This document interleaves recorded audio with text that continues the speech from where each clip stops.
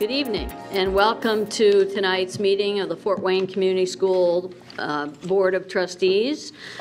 We will begin our meeting by standing and reciting the Pledge of Allegiance. I pledge allegiance to the flag of the United States of America and to the republic for which it stands, one nation, under God, indivisible, with liberty and justice for all. Now we'll have the roll call. Steve, if you want to begin. Sure. Steve Corona from the 5th District. Good evening. Glenna Yale from the 2nd District. Tom Smith, 3rd District. Maria Norman, Member at Large. Ann Duff, Member at Large. And I'm Julie Hollingsworth, elected from District 1. And on my far left is Janet Doherty, the Clerk of the Board. Good evening. And our Superintendent, Dr. Winnie Robinson. Good evening. Good evening. And Jordan Levenmoff is not with us tonight. He is still down with the flu. And I know I talked to him a couple weeks ago, and he didn't sound good then, so hopefully he'll be back at it pretty soon. Thanks. First on our agenda is awards and recognitions. And the first recognition that we have, pretty exciting one. It's recommended that the board recognize the following students for being 2018 Lilly Scholars. The Lilly Scholars Program offers 4-year full tuition scholarships to Indiana students who intend to work toward a baccalaureate degree at any accredited public or private college or university in Indiana. And besides the 4-year full tuition, they provide $900 per year for required books and equipment. And we are honored this year to have 3 Lilly Scholars, and the first is Noah Marino from Northrop High School. Come on up. Noah intends to attend either Belmont University or Ball State University and major in music industry performance. Congratulations.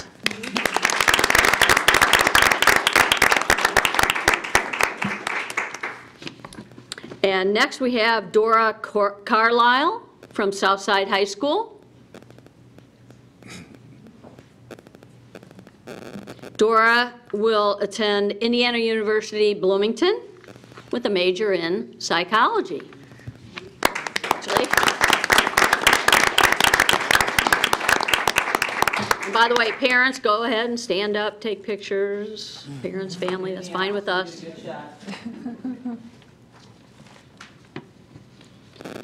And next we have Vanessa Murillo from Southside High School. She is undecided in her college choice, but does plan to major in nursing.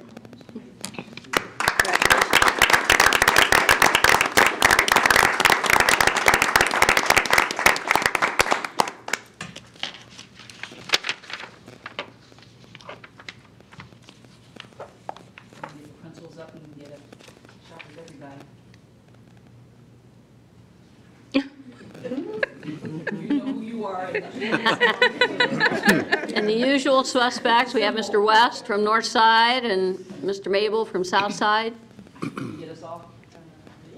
Oh, I'm sorry, Jason. Jason Witzegruder from Northrop. Parents get a good angle. This is a big deal. It is a big deal.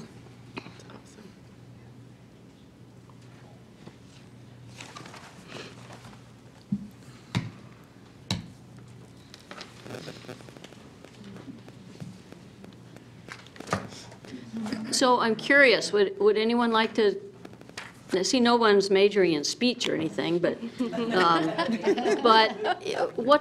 curious, what's involved in the application process? Is it, is there an interview? Is there? Here we go. This is a big deal, I keep saying. It is a big So stand deal. up here. Oh. Hi. Hi. Hey, Noah. Hi. Did you, are we asking about the process for the music? Yeah, the process and. So basically Belmont University, the my number one currently on my list. It involves the general school application and then the school music audition. And you need to be accepted into both in order to be part of the program.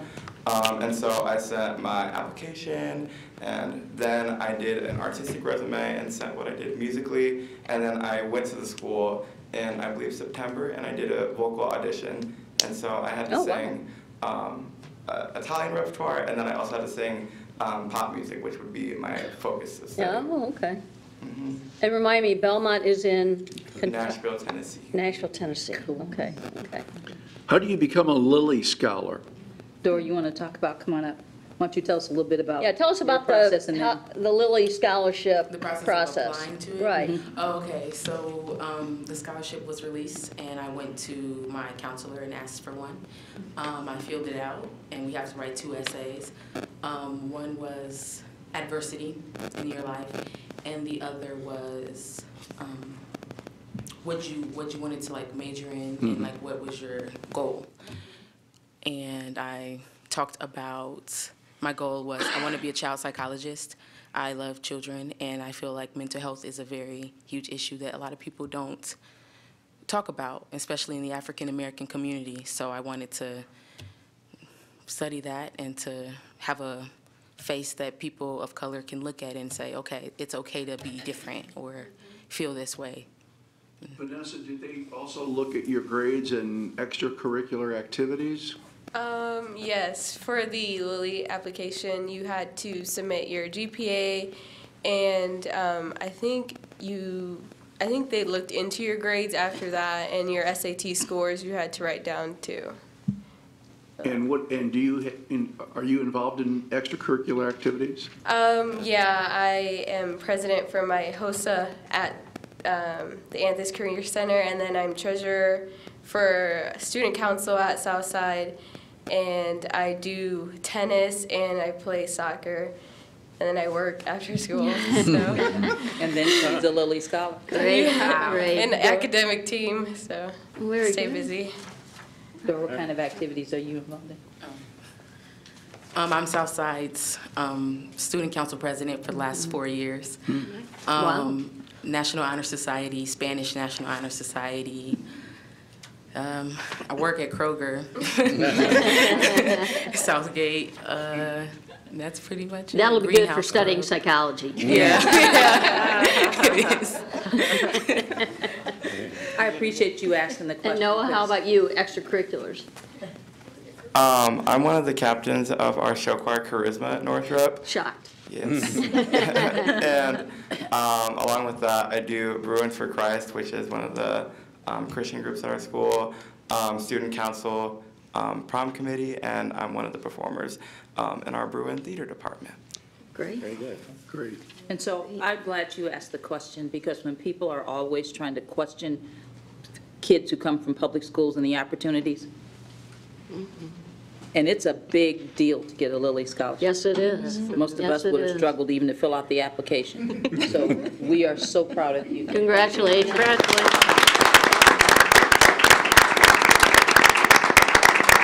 You can stay. And you've already proven to us what busy young people you are, so walk on out of here with your families and do whatever it is you need to get done this evening. And to the parents and family members that are here tonight, congratulations to you too.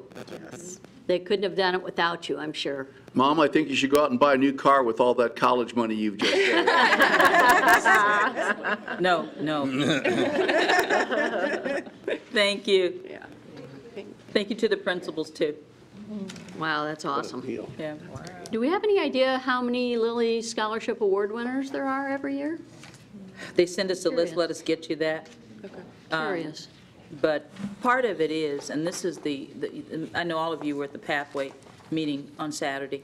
That's the most disingenuous part of this whole process. The state has put so many different things in front of students to have to maneuver. These are obviously 3 self-starters, but it has to start with the school, and those 2 principals do so much to try to get to know their kids. But that's one of the things we're going to have to watch, because look how many work. Look how many Right. activities. And then we're piling on more, trying to have them prove that they're ready for career in college. So I'm glad you heard the answers on Saturday. We'll talk about that later. But this is why we worry. Because there are an awful lot of kids and schools are doing the best, and they're not. Our counselor ratio is pathetic. It's like 700 to 1. It's nobody in the state has a good one. But that's a good way to start the board meeting. Thank you. It is.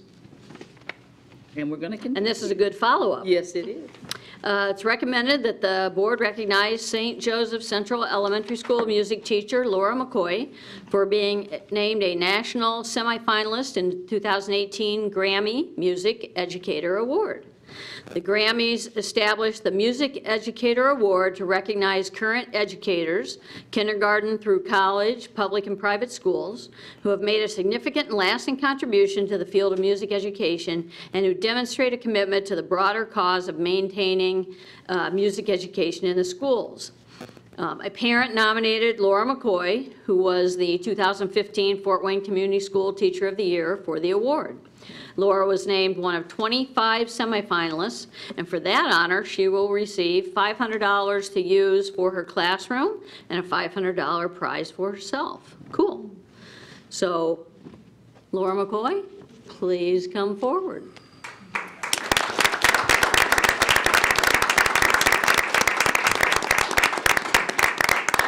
Along with Principal Bill Krytel.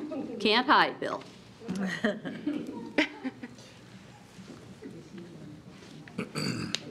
You can stand up here. Black and white.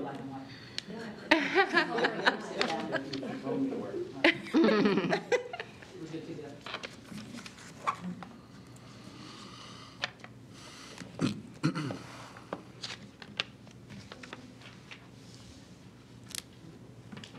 I don't have to say, I want to give five, you have to go to the mic. Laura, microphone. Okay, all right. Bill, thank you.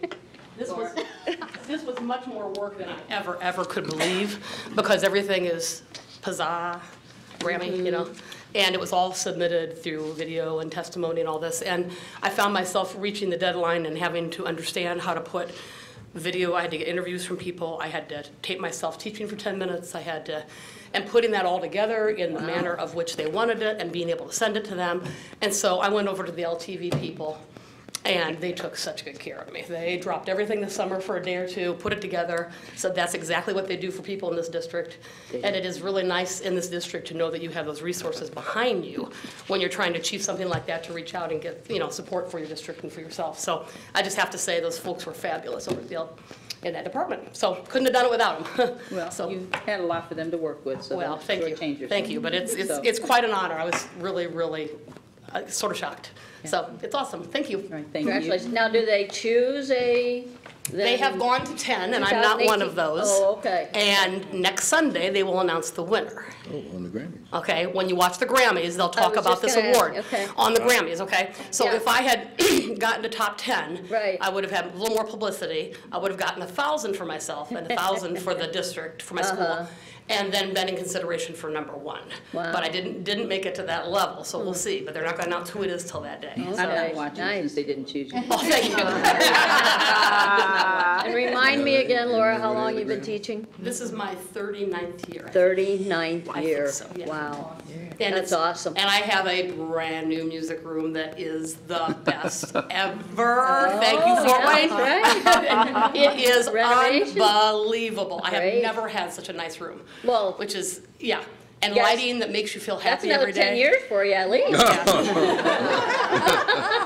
It's changed my aspect of retirement. It has. It's unbelievable how you feel when you teach under lights that make you happy instead of that buzz and irritate you. I mean, that one thing is such a huge factor. So yeah. Sounds like you're not going anywhere. I'm not. My room is fabulous too, and a great principal. So can't beat that. Great. And, congratulations. She and Chuck Sirac went to school together. So I know you know a couple of months ago he gave them a really just, I can't even describe all the stuff that she got. So yeah. I'm now part of Little Kids Rock. I did training in Colorado last year, and it is phenomenal. It's going to make a difference for this district. I think we're going to see it in middle schools and high schools too. It's a way to get kids into music who have never made that connection before or haven't had the support earlier. It's a whole another approach to modern band music instead of the traditional approach, and it's not instead of what we have, it's in addition to. And it's fully funded, which is really cool. So Awesome. we don't have to come up with any more money to do this, so. We don't. This So is, go visit. Yeah. You have to see what she does. it is cool, Okay. so thank you. Very Thank good. you, Laura. Congratulations.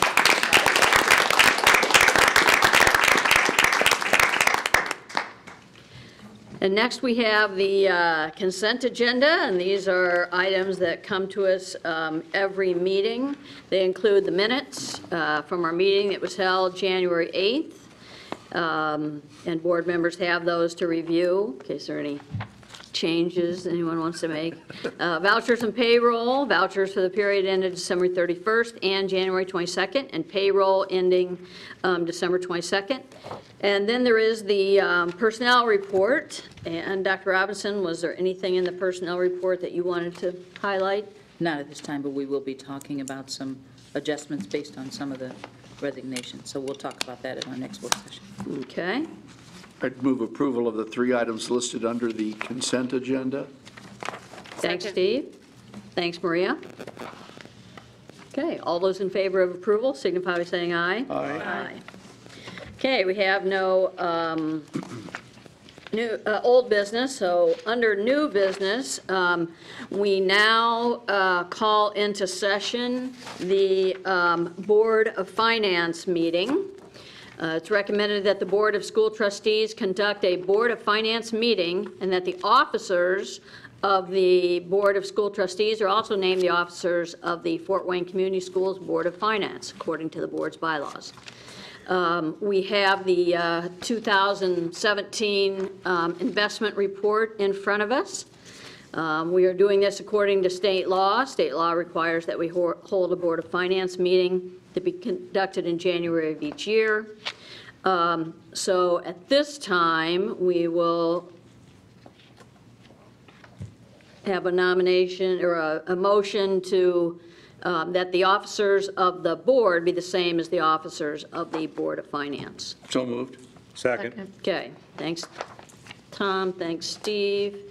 And we have, again, board members have the investment report in front of them. $2 million, I think, and the average, is that an average? Is that a weighted average? 1.43%. It's a weighted average. Okay, very good. That would make most sense. And this is a pretty big bump from the previous year, Kathy? It is, yeah. Rates are going up, as well as, I mentioned in the weekly that we also had more funds sitting in the bond proceeds account. So about $300,000 of the increase was related to having additional funds sitting in the, or excuse me, $300,000 of additional interest because of the balance being higher, but also the rate is higher. So. Are those funds restricted in any way, or can they revert to the general fund? These interest earnings? Interest earned on bond funds. The interest earned on the bond funds goes directly back into the bond funds. Okay. That's part of the program. Okay. Yeah. Okay. Okay, any other questions? Okay, all those in favor of approval signify by saying aye. Aye. Aye. Opposed? Okay, and then I guess, should we take a motion to close the meeting of the Board of Finance? So moved. Second. Thank Glenna, thanks. Who was that, Tom? Steve. Steve? All those in favor of closing the meeting of the Board of Finance signify by saying aye. Aye. Opposed? Okay. Now we have the, a change order. We have a change order for the 2017 Capital Projects Fund, Physical Plant Improvements. It's recommended that the board approve the following change order. This was a roofing project, again from last year, from the Capital Projects Fund. The contractor was Fort Wayne Roofing and Sheet Metal. Contract amount was $208,400, and the change is a deduction of $3,500. Reasonable allowances and contingencies are included in base bids for most projects because of conditions or fees not specifically known at the time bids are taken. The use of these allowances and contingencies is authorized by the administration only after review by facilities department administrators and relevant architectural and engineering firm personnel. To avoid major delays in construction projects, change order decisions are generally required and made prior to an official board meeting. In the event a major change in project scope is needed, a recommendation is made to the board for approval prior to proceeding with the project. So this was done last year. That's a pretty minor change, and it's in our favor. So do we have a motion and a second to approve? So moved. Thanks, Ann. Second. Thanks, Maria. Any questions, comments for Darren Hess, Director of Facilities? Okay, all those in favor of approval signify by saying aye. Aye. Aye. Opposed? Okay. So next we have classroom lock sets and wood door replacements, and this is part of the 2016 bond project. It's recommended that the board approve the following construction contracts for replacing 176 classroom doors and 554 classroom lock sets at 22 schools. Strebe Construction, Inc. had the base bid for the classroom lock sets. Labor was labor only for $15,025. Shawnee Construction Engineering had the base bid for the wood door and classroom lock sets, another labor only, $32,260. And then Central Indiana Hardware for the supplies, the lock sets and the wood doors, and that is $180,513 for a total of all the contracts, $227,798. This recommendation is within the budget, which is funded from the 2016 bond project that voters approved. And project specifications require the work to be substantially complete by July 26, 2018. And on the back, you can see there were 4 bids for the lock sets, Strebe being the lowest, and then the wood doors and some additional lock sets. Shawnee was lowest, and then Central Indiana Hardware was the only bidder for materials. Do we have a motion and a second? So moved. Second. Thanks, Tom. Thanks, Steve. Any questions? Darren, the replacement of the doors, is it normal wear and tear, or there's some notable security features as a part of the new doors? It's just notable wear and tear. Okay, thank you. So they're just repaired as needed? Like the doors are evaluated in those schools? Correct. For So, replacement? for example, one of the large quantities was out at Southside High School, and so we didn't replace the doors there, we just replaced the lock sets. But you go to a school like Abbott, and several of the doors were 40-plus years old, so while we replaced the lock set, replaced the door. Okay. Okay. No other questions? Okay, all those in favor of approval signify by saying aye. Aye. Aye. Opposed? Okay, next we have a couple of emergency projects, one at Blackhawk Middle School and one at the Nutrition Center. It's recommended that the board declare an emergency for the following projects and allocate funds from the emergency account within the Capital Projects Fund. The replacement of the vertical platform ADA lift at Blackhawk Middle School, and that is for $32,308, and repairs to the sanitary sewer at the Nutrition Process Center for $30,000. At Blackhawk, the existing vertical platform lift has failed on multiple occasions, requiring extensive repair costs with each failure. The replacement work includes replacing the internal lift and components with a roped hydraulic unit and reusing the existing hoistway. At the Nutrition Center, the sanitary sewer at the Nutrition Process Center required 3 separate underground, meaning below the concrete slab, repairs to open blockages in the pipes, which were causing frequent backups. And Darren is available again to answer any questions. Do we have a motion and second for approval? So moved. Second. Thanks, Maria. Thanks, Steve. Any questions? Just out of curiosity, Darren, what is I know there's a line in the Capital Projects Fund for emergencies, right? What is that? $200,000 allocation per year. Okay, okay. And have these projects already been completed, or we're covering the cost, or they need to happen and we're covering the cost? Both. At Blackhawk, we have the lift ordered. They'll be here just before spring break for the installation of that. And Food Nutrition Services, we fixed that over Christmas break during their shutdown. Okay. Any other questions? Thanks, Darren. Okay, all those in favor of approval signify by saying aye. Aye. Opposed? Okay, and next we come to the Lane Middle School renovation. It's recommended that the board approve the following construction contracts for the renovation of Lane Middle School. The base bid for the renovation of Lane is $6,638,000. There are several bids on there, some not accepted, some not needed because of the base bid. So it brings the total to $7,376,000. And that is from CME Corporation. Automated Logic is the controls base bid, and that's $308,000. The project consists of architectural, mechanical, plumbing, and electrical renovations to Lane Middle School. The existing building automation systems, the controls, are proprietary, and Automated Logic is a single-source vendor for this work. The project was designed by Design Collaborative, Inc. Funding for the project will be from a combination of the 2016 School Building Basic Renewal, Restoration, and Safety Project, in other words, our bond project.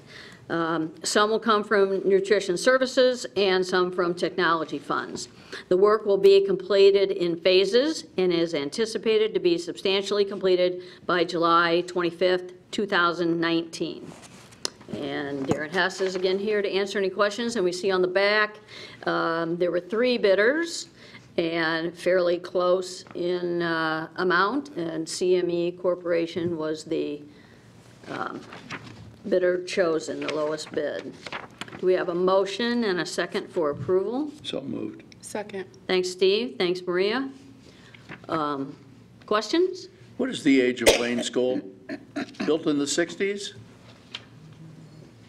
It's Well, I went to middle school there in junior high, actually. I believe it's 54 67? years old, so I guess to do the math backwards, but 53, is that right? 63. Sounds right.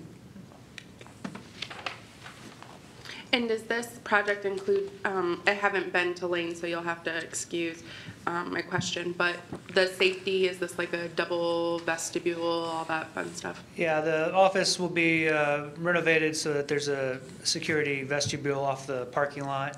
It'll receive all new security camera throughout, and then the security lock sets as well, so our standard program. And this again will be done in, will this one be done in phases, like similar to, say, Snyder? Yeah, this one is very similar to Jefferson, just down the street, Okay. where we completed one large phase in the summer coming up. And then we'll have 4 different phases throughout the school year, working second shift after 3 o'clock. And we'll take 3 or 4 classrooms at a time and rotate kids through, Okay. and then finish up in summer 2019. Okay. Okay, any other questions? Remind me, will Glenwood be going on at the same time? Yes, Glenwood Okay, will be that's what I starting thought. back up here this summer and finishing. Okay. Busy corner. Yeah, yeah. Okay, thanks, Darren. Okay, all those in favor of approval signify by saying aye. Aye. Opposed? Okay, and now we come to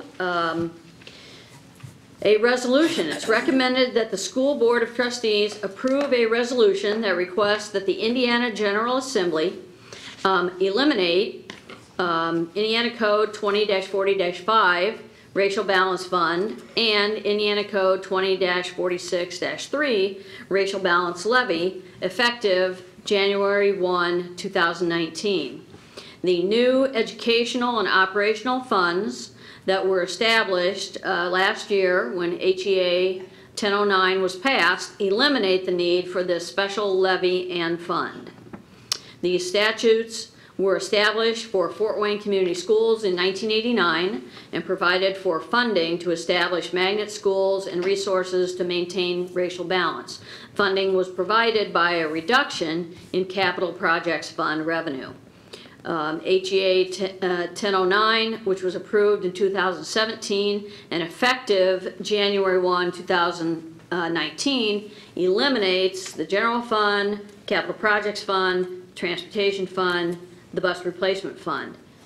Eliminates all those buckets, so there won't be as many buckets to worry about anymore, Dr. Robinson. Instead, there'll just be two main buckets, the educational fund and the operational fund. Debt service fund, of course, will still be there, correct? But the racial balance objectives may still continue because of the flexibility that's provided in the new funds. So we have a resolution here that basically states the information that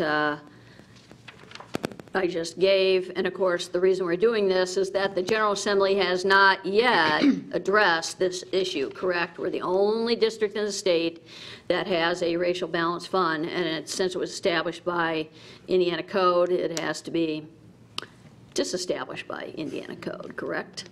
Okay. So Move we have approval. a motion. Thanks, Second. Steve. Thanks, Glenna. Okay. Any questions? Can someone cite the activities or other fund, or the way that we use the funds? What have been the general areas that we've taken the racial balance dollars and spent them in the district? Magnet school programs are a large part of it. We have used it for instructional coaches in our elementary schools.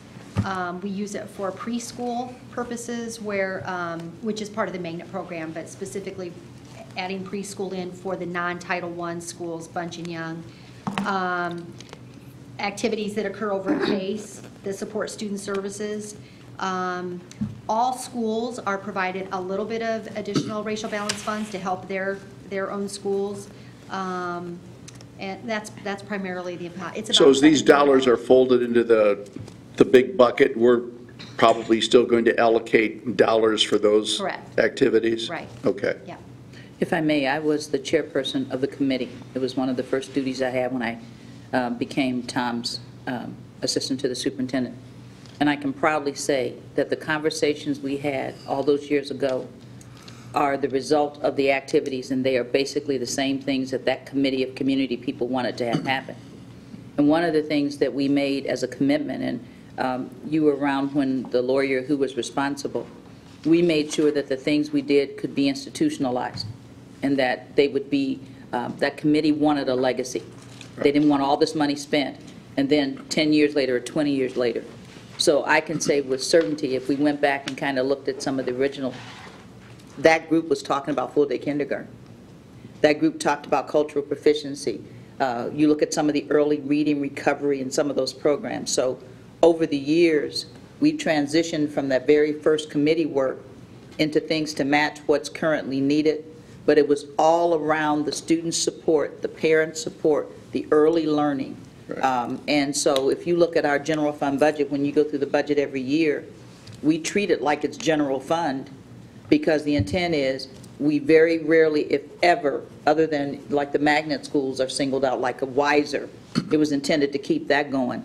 But anything we have spent racial balance for, it is helping with what we're spending general fund for. So that's a comment I want to make, because just the title, when you say you're trying to eliminate it, it gives the impression that all of that stuff is going away. And we have worked very hard to make sure that we have maintained it. And it's really, it's ingrained. I mean, I don't know how we'd stop doing those things because we count on it. That would be like, what would we do at Weiser Park if all of a sudden we stopped using racial balance money? Bill Taylor was the attorney. Bill Taylor, yeah. Yeah, and he did that all across the country, and you know how many times he visited here. And by the time this consent decree was over, he felt comfortable and was very complimentary about the fact that things we started could be continued. And that's basically what we've done. A couple of years ago, I ran into the woman who assisted him. She was at a meeting that I was at and kind of remembered the suit, so. Kathy, I just wanted to ask, what's the next step after we get this resolution in place? Who's going to carry it down at the State House? Actually, Justin Swanson is going to help us down at the State House. He has a few legislators that he's been talking to help us get it amended into a bill. There's another bill out there right now that's making some corrections to House Enrolled Act 1009, just some other technical issues that need to be addressed, so this will get folded in with those. And I just talked to him before I came down here tonight to see if there was anything specific that he needed us to do, and he felt like it won't be a difficult thing to get this taken care of. So we'll just keep an eye on it and see what we need to do. I'm going to send him a copy of the resolution tonight so that he can take it to staffers and get that language taken care of for us. And I think the part that's important is that we never got extra money. This was taken out of capital projects, so we always were shorted, and that was a decision reached in the consent decree. Now that you have one big bucket, our concern is if it's out there hanging and we're the only ones with it, further down the road, will people forget why we have it? So while we're all trying to get to the one bucket, let's not have a source that was never extra money to start with get questioned. Let's just get it all cleaned up before we have to do that, and then we know the money is still ours. At the time, whatever the fund was called, the capital project fund, was $1.25, and they took a quarter out of that to create this fund, which translated into, what, $5 or $6 million a year, or whatever that number was. Yeah, we're up to about $7 million now. Yeah. Yep. And so, just to be clear, this doesn't change our district's levy, doesn't change our tax rate, just all those rates now go into the operating fund, correct? Or operational fund, whatever they call it. But we have the flexibility to move money back and forth. Okay. And it doesn't give us any more money. Right, exactly. Doesn't give us any less. Doesn't give us any less. That's But our, doesn't that's give us our any worry. more. So we don't get any less. Right. Okay, any other questions? All those in favor of approving the resolution signify by saying aye. Aye. Aye. Opposed? Okay. So that brings us to the close of our meeting. Now we have member comments. I just wanted to share with you something that I read in the edition of Indiana Education Insight that we got a couple of weeks ago. And Dr. Robinson had mentioned this at that meeting over the weekend about Indiana's state plan, the ESSA plan, Every Student Succeeds Act. And a third party recognized our plan as one of the 10 best in the country. It said, and this review complimented Indiana's plan as a model for other states, not only for its content, but also for its ease and readability and clarity. This article goes on to say that Indiana receives praise for an accountability model that models proficiency and growth, and for a school improvement strategy that commits to taking strong evidence-based actions in schools that continue to suffer from low performance. So we'll see if this plan is a good one for us, but it's been identified as one of the 10 best in the country. And I want to say that what I appreciate was that Dr. McCormick had a very inclusive process. And we had several people from this district that contributed to certain parts. And the point from Saturday is that all of the other conversation we're having now really is not taking that plan into account. And that's something that it hadn't been announced publicly that it had been passed. So that was part of the message I was trying to get parents and board members. That's the federal relationship with the state and with the school districts, and we're having to live with both. Let's make sure that all the other things that are out there complement that so that we're not counteracting what has been considered a model plan while we're putting something in place that really we're not capable of implementing, that's not going to get us the same result. So that was part of the reason I made that point.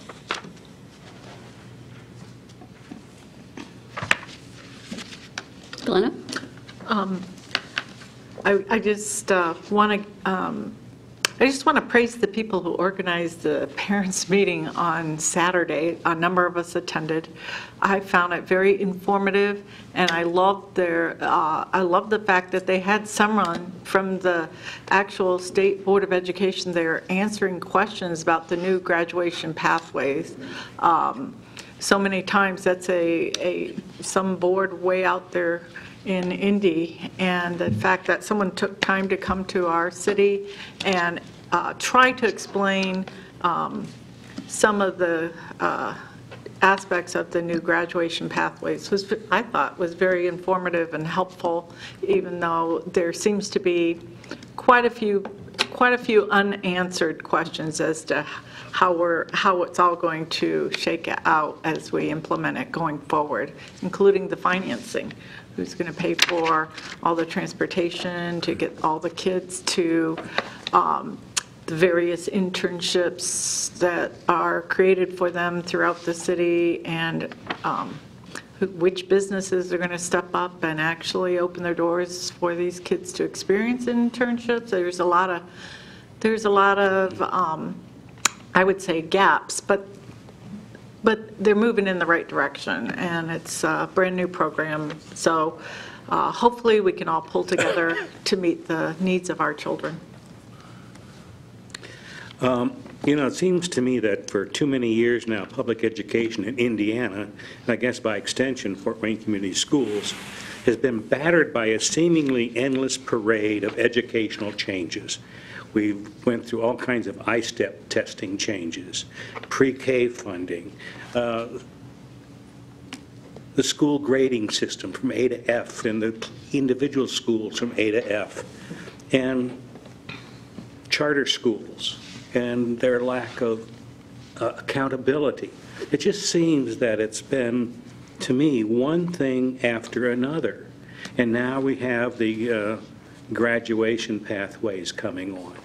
And I was very pleased to hear Dr. Steve Yeager at the state school board member Saturday state that, he thinks this can work, this new plan, but he says, we don't know. We've got to slow down. We've got to kind of come to a rolling stop here, slow down and just take a pause.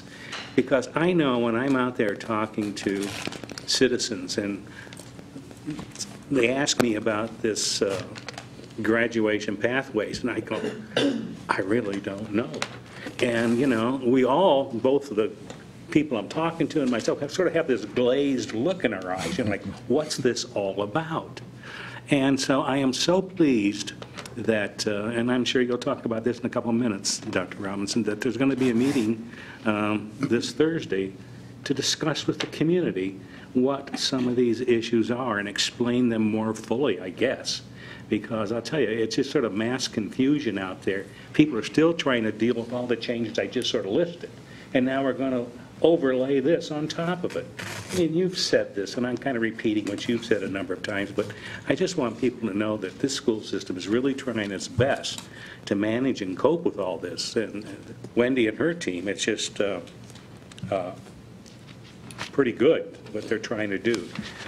I think, I don't know about other school systems, but I sense we're ahead of the game here and what we're trying to do to reach out to the public. At least I hope that's true. But, I do know that our citizens continue to have faith and trust in us. I think they know that we're going through a very tough time, not only here in Fort Wayne, but across the state. And I think what they really want is to see a stable, successful plan. Slow down a bit, not rushing, it seems, from one new issue to another and back and forth. And who knows, you talk to people and they can't even remember what the issue was last month, let alone what's going on right now. So I just want to say that I'm really happy that Dr. Robinson and your team are going to be grabbing the bull by the horn here and start to deal with this. And I want to thank you for doing that. That's it. Thanks, Tom. I just wanted to add that I also attended the meeting on Saturday and was just really encouraged to see so many parents come out. As a Fort Wayne Community School parent, I try to be as involved as possible in both my son's school, but then just district-wide. And it's always encouraging to see our community pull together. And you just felt the love in the room, that all these parents are here, the board members are here, other superintendents are here, because they care about our community and they care about our students. And it was a great turnout, and I'm really glad that I went. And hopefully as a community we can pull together and get this graduation pathway puzzle put together nicely when it's all said and done. So just thank you to all the community members and the parents that put the meeting together on Saturday. It was really great. On Sunday, I ran into our retired pastor's wife, and she had a Kikianga student with her, and she wanted to introduce me to the student, and she told her who I was and my position on the board. And the student was really excited because Kikianga had, I think they got 4th place in the Future Cities competition on Saturday. And so, so that was the greatest thing that's ever happened to him, and just was, everyone was cheering and yay, and real excited about that.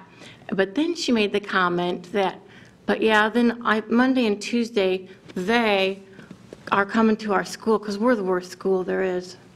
And, that just broke my heart. And I told her, you can't, and I'm assuming this has something to do with their letter grade, and I told her, you can't base what your school does on that letter grade.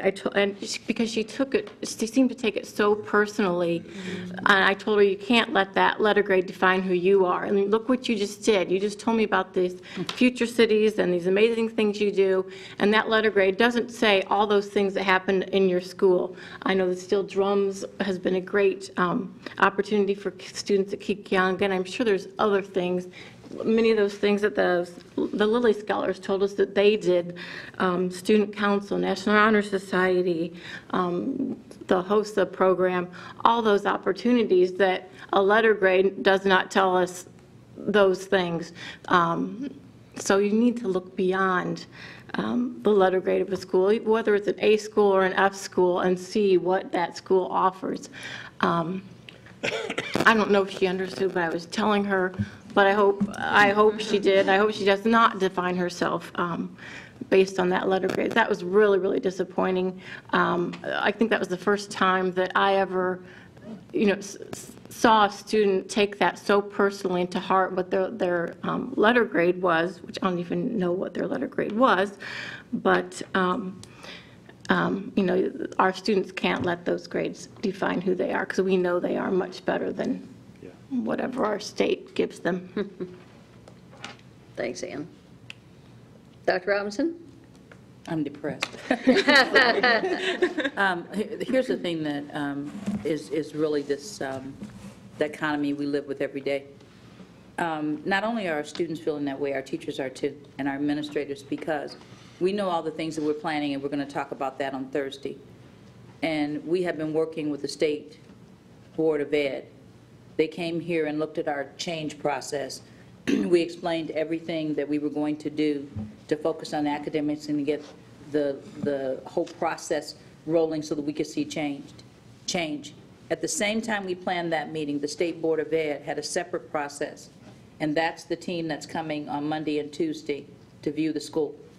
So we had to stop. We had to call the State Board. We had to invite the State Board people to the Department of Ed meeting. We had to explain to them what we were working on.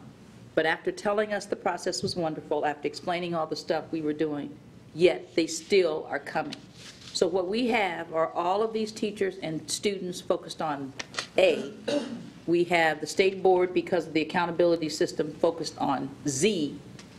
And teachers, can you imagine, after we've spent all summer talking about the change process and what we're trying to do, and not only is it a visit, but it's a compliance visit. It's not asking about steel drums. It's all the little numbers and things that we have. So I'm very disappointed that a baby had to identify her school and to say it's the worst. And I'm sure as we have a conversation with the principal, we need to do a better job of defining. But what do? The state's bringing a team. How many people get? About 3 to 4 people that are coming in. And some of them Per school. Are community people that have no educational background. So you have to try to explain that to a middle schooler, why these people are walking around your building. And so you don't hide from kids, but it's just the world we have to live in. So let me tell you what we are going to be doing, but I am depressed by that, because no educational system should have their child define their success by a letter grade. I digress. The work session this Thursday is in 2 basic parts. We're going to talk about, I call it the state initiatives. And I want to remind you that there's the ESSA, there is the diploma, which still has not been determined. And it was not correct that all the diplomas are still out there. They have to get to one to meet ESSA. The most dangerous is the A to F calculation, because instead of removing testing, they've added. Now one of the components of your letter grade will be social studies and science grades, and they call it well-being, which makes no sense to me. So we've added another layer of testing, and it goes down to the elementary grades too. So all of this stuff is not just high, it's all, and then the very last piece really is the pathways. And I stated it on Saturday, and I mentioned phased work. This district's been working on pathways, all the partnerships we have with Parkview for 10 years. And so I'm not as worried about the pathways because we have them. What I'm worried about is buried in the pathways are more assessments. And the whole conversation about SAT, ACT, ASVAB, all of this listing of testing that isn't free. And so some of the things that we're going to have to struggle with is that we have these perfectly good pathways producing Lilly scholars, but there isn't a lot of consideration for kids that are going to struggle.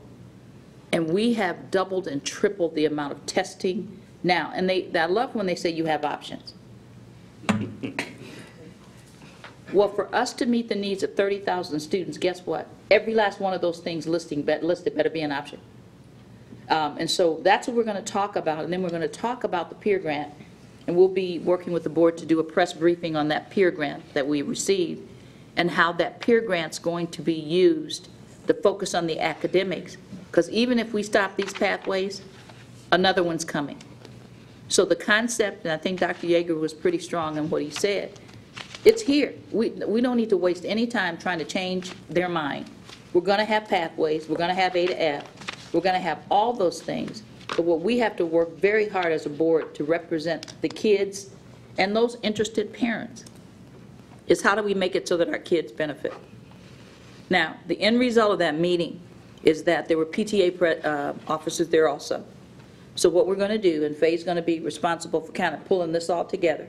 There's a meeting, I think, if not this week, next week. The PTA is going to, those 2 worker bee people are going to become the advocacy focus, but they're going to work within the PTA so that they can get that information disseminated to all of our schools. So I think one of the really good things about it was an organic grounds up. They already are part of PTA. They felt that they really couldn't get that advocacy piece done. We're going to facilitate that. So they left happy.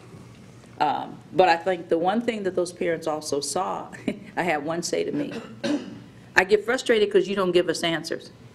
Well, you can't, because the people that put the plans together don't have answers, and you're supposed to make it work. So I think the offshoot is they feel empowered, and they have a plan, and we'll be sharing how they're going to get themselves together and make sure that the broader group of parents, they still keep their advocacy focus, but how do they impact the broader group of parents? So thank you for being there. Did I see on one of their handouts that they gave that they did away with growth as one of the factors and instead of replacing it? High schools, yes. Instead of growth as a factor, which is very important for our district, they're going to replace it with social studies and science assessment? Well, there is growth to a certain part, and I have to be careful because it's up through, high school doesn't have the growth, but there is some elementary, but here's the part. Here's the part. Words don't mean anything, because they also, if they keep growth, are changing the definition for growth. So let me tell you what's happening at the state level. There's a meeting this week with those of us who are on that state advisory group, because they have pushed up, I told you June 12th, now we're meeting June 5th. And I've been assured that all the separate groups are going to be in one group. So I think the power is that all across the state, districts aren't trying to do this by themselves. So I'm still a part of that advisory group made up of state-level superintendents. And what we're working on are the details. Because we're not going to be able to change any of the 4 I told you about, but we could make sure that the details don't kill us. And so there is some action, and I hope that the legislators that were there, I know I had a really good conversation with Representative Carbaugh, and he just kept saying the same thing we were saying. We have to slow down, because they don't even understand all of those pieces, and it's coming at them like a fire hose. So I just appreciate the opportunity, but we've got to work to make sure it's funneled in such a way that we're going to have an impact. And the first thing we have got to impact is the diploma. The second thing is that A to F. The pathways, we can figure those out. We're dead in the water if the A to F does not give us flexibility, and if the diploma keeps our special ed students or kids who keep trying and persevering, if it keeps them from graduating. So right now, that's the target that we have as a group, and that's a lot of what we'll talk about on Thursday. I thought it was kind of neat that the 6 board members in this room were at that meeting Saturday. I know there were parents from the other districts as well, too. My hope is that they also begin conversations with the Northeast Indiana Friends for Public Education, because the real value, the enduring value of the group is advocacy and lobbying with our legislators.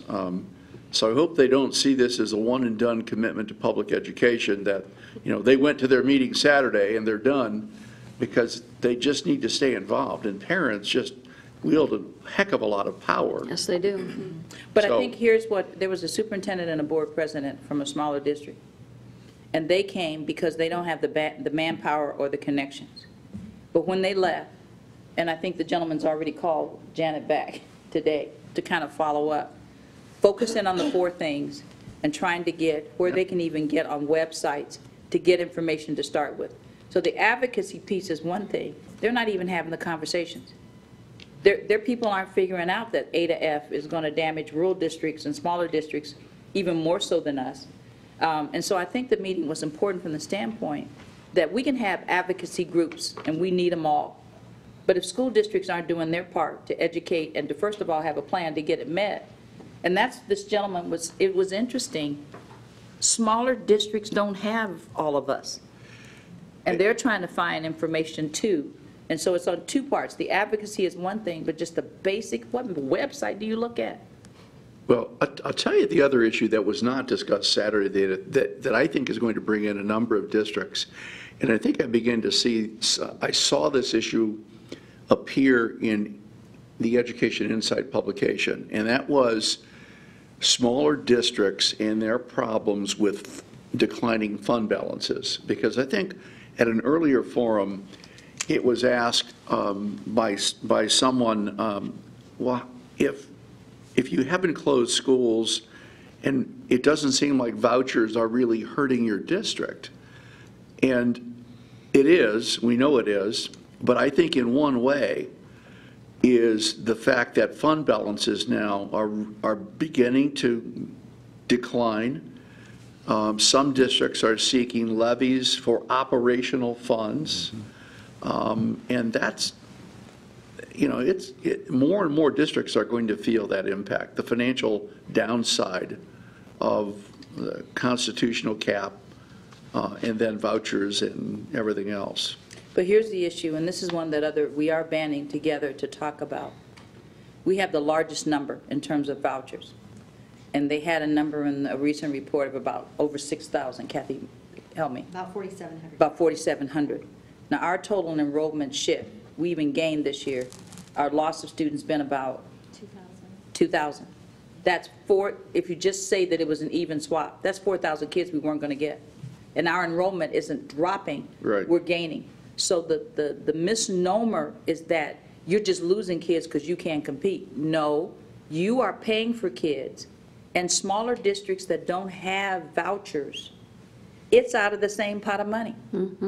So the smaller districts are having trouble with fund balances. Oh, yeah. Because the amount of money we're getting is being stretched to pay for kids who are never, ever coming here. And so when it's said that they've increased the amount of money put into education, to public education, well, you can call any school you want to public. But every last district in this state is losing money paying for kids that were never, ever coming here. Plus, those parents are getting a tax credit. So that's the information that parents don't have and that we've got to do. We've been talking about it and talking about it. But I think, to Steve, the other half of that, which I think is really disingenuous, is that there's a move to close smaller school districts.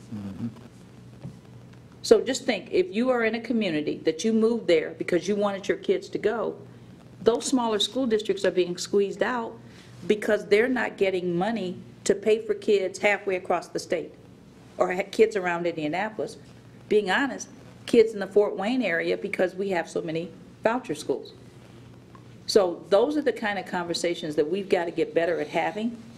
But what I'm amazed at is, I'm amazed at how many people told me I didn't know. They did, almost a month ago, a pathway meeting with PTA.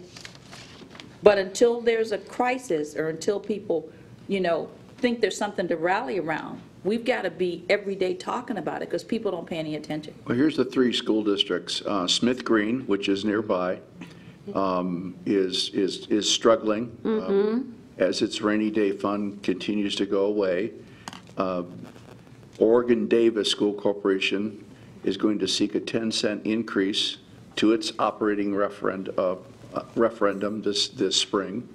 And then there's it's Lake Central up in Lake County, which is considering a $55 million operating referendum, $55 million. That is a South County school district that is growing, and yet it is struggling to make ends meet. And, it's kind of the height of hypocrisy that the state has put in policies and laws that are making it financially difficult for small town or rural districts to operate, but yet they have no problem with any church opening a school with 60 students and getting vouchers, or opening a charter school and then allowing that charter school. Well, the state board just, a few months ago allowed a charter school to cap its enrollment at 80 students because they didn't want to take any more students this year because they wouldn't get any more funding for them. I mean, that's just, once again, that's just different rules for different schools.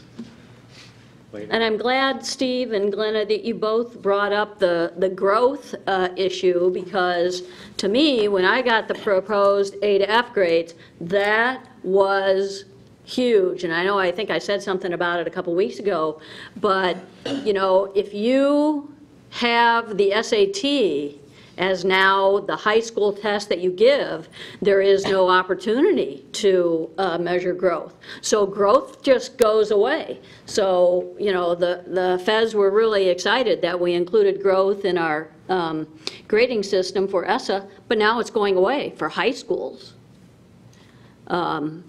And I found it really interesting, the member from the state board, Byron Ernest, who was there. And I appreciated him coming up, and remember he mentioned that, there's different pathways. So my son's not a good test taker, and so he doesn't have to take he doesn't have to pass the SAT because he's got these other pathways to graduate. But yet, the state is going to use the SAT to grade schools. Now, I was in high school for a long time. You were, Ann. You're not too far removed from being in high school. What happens when you give a high school student a test and tell them it doesn't really count for anything? But yet your school is going to be graded on it. That's dangerous to me. I won't say it's, there are ulterior motives, but it's kind of scary. And one of the conversations, I thought it was just fabulous when the parent was trying to explain the need for more math, and he told her that's not true. If you look at the kind of math you have to take the SAT, that means we're going to have to change our math curriculum, which is part of what we're talking about with Dana Center. And if you don't do that, then you're limiting the options that kids could have. So what I think is our responsibility is on Thursday, we're going to be as clear as we can be about the fact that there are all those things that are out there, but what's going to survive, make us survive, is what happens in the classroom. So the conversations we have to have is, what is it that all the kids are going to be taught? How are we going to prepare teachers? Because it's the interaction between the teachers and the kids. Then the rest of us have to worry about the legislators. And the part that we got to work with parents is parents have no idea the standards their kids have to meet. I have a lot of parents say, I can't help my 5th grader with math anymore. Because the state, year after year, has added more and more sooner. One of the reasons we went to full-day kindergarten, one of the reasons we're talking about preschool. If you don't get kids in early enough to get them on the right path, what the state's doing with the pathways and the graduation is we're creating a system of have and have-nots. It doesn't matter in a district where everybody looks the same. Small districts are in trouble. Our diversity and the number of students we have, size matters too. So on Thursday, we don't have all the answers. We think we have what we better be focusing our time on. Because here's what I want people to be real careful about. Kathy and I have been lobbying, good Lord, how many years together? 10, 15, it seems like eons. You make incremental changes in law. And then the next year, what you defeated, they put it back in another bill with another number. So I want us to be realistic. We got to inform people. But what will save us is if our kids are standard and test proof. And what we've got to make sure is what's going to happen, what's our language arts and math. We'll get to the rest of it. I'm laughing about test scores in science and social studies. Because if you can't do language arts and math, you can't test in science and social studies. And that's what we've got to focus on, is what is it we're going to put our efforts into. Because I'm not trying to be Debbie Downer. This isn't going away. The other issue that I have with the SAT test, aside from the fact that it has no relevance for an individual, is that as we talk about multiple pathways, we're still, and I understand the need to satisfy a federal requirement, but if your pathway is not college, why then are you taking a college-ready or an examination to determine your readiness for college? That does not make any sense. The feds didn't make us do that. That was our suggestion. Well, So the thing that, and then we've got, one of the things we're going to do, we've got to pull back out the ESSA plan. Tracy had been following through with that, because the reason our ESSA plan was touted is it really had some flexibilities in it. The state legislators, and not even them, but that state board has made some decisions about what they want to see. Well, That's not so what ESSA I think said. about the young man or young woman who is really into advanced manufacturing, has an internship with the Fort Wayne company, is not going to college, and yet has to take the SAT. Or the young man who just graduated from the Anthus Career Academy, who is working at Fort Wayne Toyota. The employer is sending him to Toyota University in Chicago, and he has to take the SAT. Makes no sense again. So we've got, I'll repeat this Thursday, but I know this is our challenge together that we have to find solutions for. The other thing that we have to be very careful about, in particular in a diverse district, is this feels too much like we're going to track and sort the kids and put them in a pathway. Some kids don't bloom until later. So the number of kids who can qualify for a Lilly scholarship, I don't want to determine just based on where they live that they're either going to be in this track or that track. So what we've got to be mindful of is, and Doug, who was working with us with Dana Center, said, people who assume that someone doing welding doesn't need as much math has never gone to a school to be a welder. Oh. And so some of the kids who are not going to go to college have even more of a need for the language arts and math because of some of the high-tech jobs they're trying to be involved in. So I think what we're going to try to do, and my team has been working, we've been doing this for a couple of years, trying to stay on top of it. But it's going to be really on us, because the state's not going to save us. And we've got to decide which things we're going to hammer, a couple of things the state, and keep pushing on it. But Thursday, we're going to talk about what we're going to do internally. Because if we're not preparing our kids for the art of the possible, this is not going away.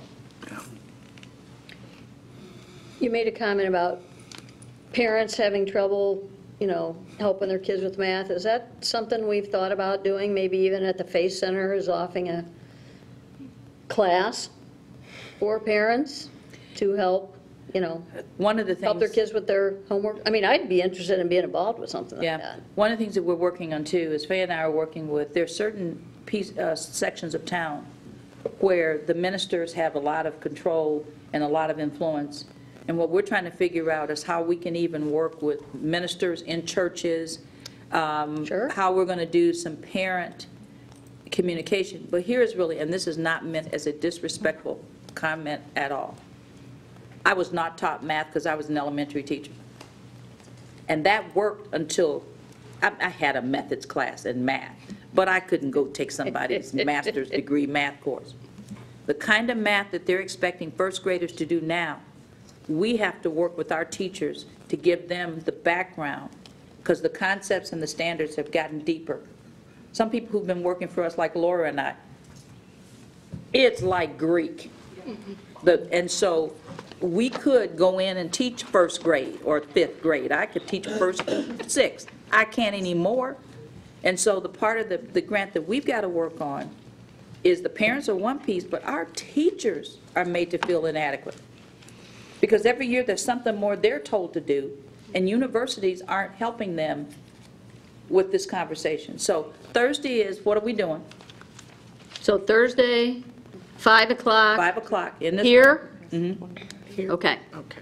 And if there's, I think the main message for parents who attended and others who attended the meeting Saturday and may come Thursday is stay informed, contact your representatives, find out who your representative is, find out who the people on the state board are. We can provide that information if you need it, and let them know how you feel. And we're giving them talking points. Chris has already started working. We took the questions from Saturday, and we're going to break them into the 4 groups, and then we're going to keep trying to update. Because those who were there, if we don't keep giving them information, we're also taking all the handouts and putting that on the site. So I think the one thing that we're going to do with the PTA is just keep steering people to a place where you can keep getting current information. So a lot of information on our website, and they can find that by clicking on Let's Talk, and there is Krista. Let's Talk. Coming soon. Coming soon. Soon. Yes. Okay. All right. Coming soon to a school near. Okay. Oh, it's coming soon. Oh. But we'll get all the information out, and it will be under that Let's Talk. But it's coming soon, because I just gave it to her this morning. It's from Saturday. She's good, but she can't work that fast. Okay. So, thank you. Okay. Any other comments? Do we have a motion for So adjournment? moved for adjournment. Second. Thanks, Steve. Thanks, Tom. All those in favor of adjourning, signify by saying aye. Aye. Opposed? The microphone is open. If anyone wants to address the board or has any good jokes. Bill? Okay.